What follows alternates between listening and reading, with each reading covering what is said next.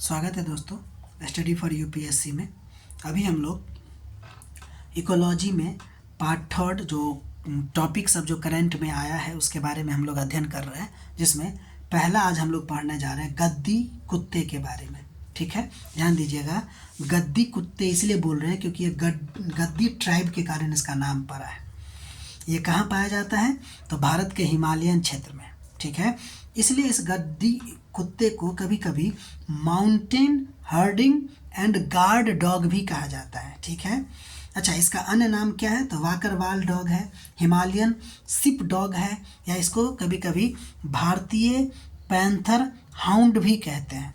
क्यों कहते हैं? तो ध्यान दीजिए, हिम तेंदुआ जैसा जानवर जो है ना, उससे बचने की क्षमता के कारण इसका नाम भारतीय पैंथर हाउंड कहते हैं। ठीक है, और हिमालयन सिप डॉग क्यों कहते हैं? क्योंकि ये भेड़ बकरियों के झुंड को शिकारियों से बचाने में क्या करता है? आपको मदद करता है। ठीक है, अब ध्यान दीजिए, जब हम गद्दी ट्राइब की बात करते हैं तो ये हिमाचल प्रदेश में और जम्मू कश्मीर में आपको है। ध्यान दीजिएगा, इसके बारे में गद्दी ट्राइब के बारे में पढ़ने जा रहे हैं। ये गर्मियों में आपको ऊंचे चारागाह में रहता है, और जब ये सर्दी होती है ना तो निचली घाटियों में आ जाती है। यानी कि समझिए, सर्दियों के समय में ऊपर पहाड़ पे, और गर्मियों के समय में ऊपर पहाड़ पे, और सर्दियों में आपको निचली घाटियों में आ जाती है। इसीलिए इनकी जीवन शैली को ना ट्रांस ह्यूमन्स प्रणाली कहा जाता है। इसका मतलब ये होती है कि मौसम के अनुसार ऊंचाई बदलकर पशुओं को चराना। ठीक है, ये जो ट्रांस ह्यूमन्स प्रणाली है वो अन्य जनजाति भी करती है, जैसे गुज्जर बाकरवाल प्रजाति जम्मू कश्मीर का, वोटिया प्रजाति जो आपको उत्तराखंड का है, चांगपा प्रजाति जो लद्दाख का है, धांगर प्रजाति जो आपको ये आपको महाराष्ट्र का है, और ब्रोकपा या फिर मोंगपा ये आपको अरुणाचल प्रदेश का है। ठीक है, ये सब भी आपको ट्रांस ह्यूमन्स प्रणाली का इस्तेमाल करता है। ठीक है, अब अगला नंबर टॉपिक जो न्यूज में है उसका नाम है आपको आर्द्रभूमि मान्यता प्राप्त क्षेत्र। ठीक है, ध्यान दीजिए, ये वे शहर होते हैं जिन्हें रामसर कन्वेंशन ने वेटलैंड एक्रीडिटेशन WCA के तहत मान्यता दी है, क्योंकि उन्होंने अपने शहरी यानी कि अर्बन एरिया और शहर के आसपास का जो क्षेत्र उसको कहते हैं पेरी अर्बन वेटलैंड एरिया, ठीक है ना, के संरक्षण और बुद्धिमानी उपयोग में बेहतर काम किया। सिंपल बात है कि शहर जो है इसको मान्यता आर्द्रभूमि मान्यता शहर क्यों दिया गया, मान्यता प्राप्त शहर? क्योंकि रामसर कन्वेंशन के तहत इसने अपने शहर और शहर के आसपास के वेटलैंड का संरक्षण बढ़िया से किया है।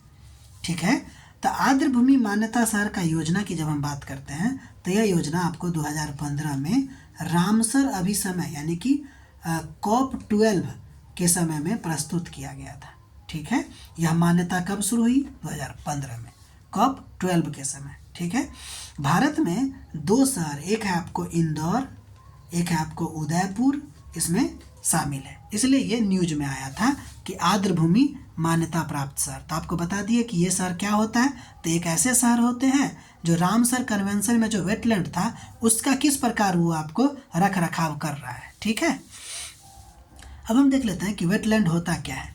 तो यह वह क्षेत्र होता है जहाँ जमीन पूरी तरह से या आंशिक रूप से पानी से संतृप्त, अस्थायी रूप से या मौसम के अनुसार से रहता है। ठीक है, कहने का मतलब है यह एक ज़मीन होता है जहाँ पर पानी से या पूरी तरह से भरा होता है, या तो परमानेंट भरा होगा नहीं तो सीजनली भरा होगा। ये एक आर्द्रभूमि का लक्षण है। इसमें क्या क्या आएगा? तो झीलें आएंगी, नदी के किनारे का फ्लड प्लेन आएगा, मैग्रोव आएंगे, मार्सेज आएंगे, स्वैम्पी एरिया आएगा या स्वैम्प्स एरिया आएगा, बॉक्स आएगा, फैंस आएगा, etc। ठीक है, ये सब वेटलैंड का पार्ट है। ये सब जो आपको बताने जा रहा है ना, ये सब आपको मिलने वाला नहीं है जल्दी कहीं। ठीक है,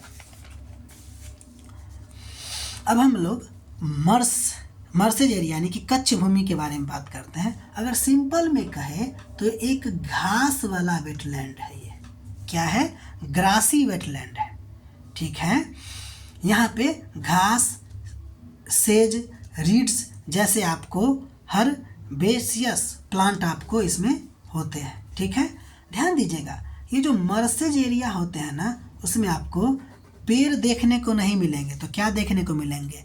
ग्रास देखने को मिलेंगे। ठीक है, मिट्टी जो है आपको पानी से भरी रहती है, लेकिन ध्यान दीजिएगा इसका पानी जो है वो बहुत तेज़ी से बदलता रहता है, यानी सीजनल फ्लक्चुएशन होता रहता है। अगर सिंपल शब्दों में याद करें, अगर कहा जाएगा आपको मर्सेज क्या होता है, तो ग्रास और सैलो वाटर का कॉम्बिनेशन, यानी ये वेटलैंड का एक प्रकार है जिसमें ग्रास होता है और क्या होता है, सैलो वाटर होता है। अगर हम अनूप की बात करें तो ये भी वेटलैंड है, लेकिन कैसा वेटलैंड है? पेड़ों वाला वेटलैंड है। देखिए, मर्सेज क्या होता था? घास वाला।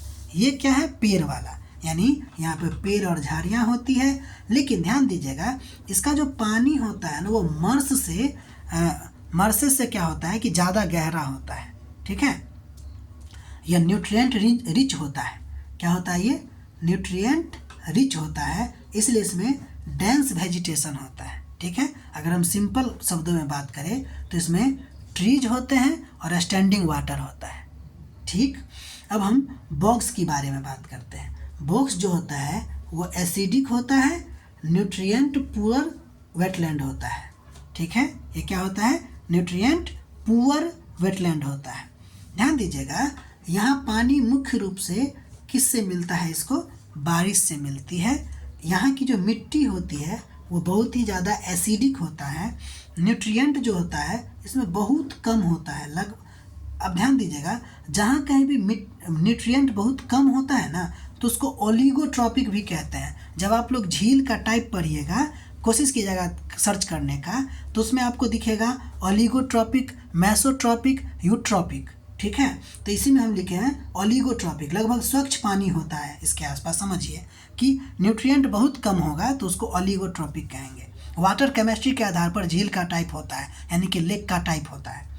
अब देखिए, इसमें पीट की मात्रा अगर कहिएगा तो वो बहुत ज़्यादा जमा होता है, क्योंकि इस पीट का मतलब अर्धसरा जैविक पदार्थ को हम लोग पीट कहते हैं, जो बॉग में बहुत ज़्यादा मात्रा में होती है। ठीक है, अब हम लोग आगे बढ़ते हैं। ध्यान दीजिएगा, इसमें ना पेड़ पौधा कम होता है। इसमें स्फैग्नम जो मॉस होती है ना, वो बहुत ज़्यादा अधिकता में होती है बॉग में। सिंपल शब्दों में कहे तो बॉग का नेचर एसिडिक होता है, पानी इसको रैन से मिलता रहता है, इसलिए रैन फीड होता है, और पीट फॉर्मेशन इसमें ठीक ठाक होता है। ठीक है भाई, अब अगला नंबर बात करते हैं फेंस के बारे में।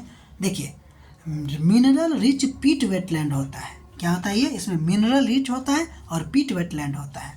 पंक भूमि इसको हिंदी में कहते हैं। ध्यान दीजिएगा, ये बॉग के जैसा ही होता है। अंतर बस क्या है, तो यानी जो बॉग में पढ़े हैं वो सब यहाँ पढ़ेंगे, बस अंतर देखते हैं क्या है। अंतर ये है कि जब देखे हैं आप बॉग को कि इसको जो वाटर मिलता है वो रैन से वाटर मिलता है, लेकिन इसको जो है वाटर ग्राउंड वाटर या स्ट्रीम से पानी मिलता रहता है, और चूँकि नीचे से पानी आती है इसलिए वो मिनरल रिच होता है। सॉइल जो होता है वह कम एसिडिक होता है, बॉग में कहीं ज़्यादा होता है।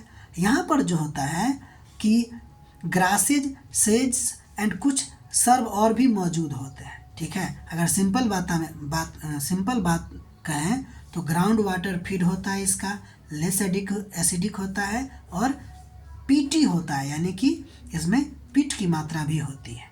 ठीक है, तो इतना ही है आज का वीडियो, फिर हम लोग आगे कल देखेंगे। तब तक के लिए आप लोग लाइक कीजिए, सब्सक्राइब कीजिए, और सबसे इम्पोर्टेंट बात, नोट तो बनाते ही रहिए, क्योंकि हो सकता है कि ये सब आप पहली बार पढ़ रहे हो। ठीक है, तब तक के लिए मिलते हैं अगले दिन। Thank you.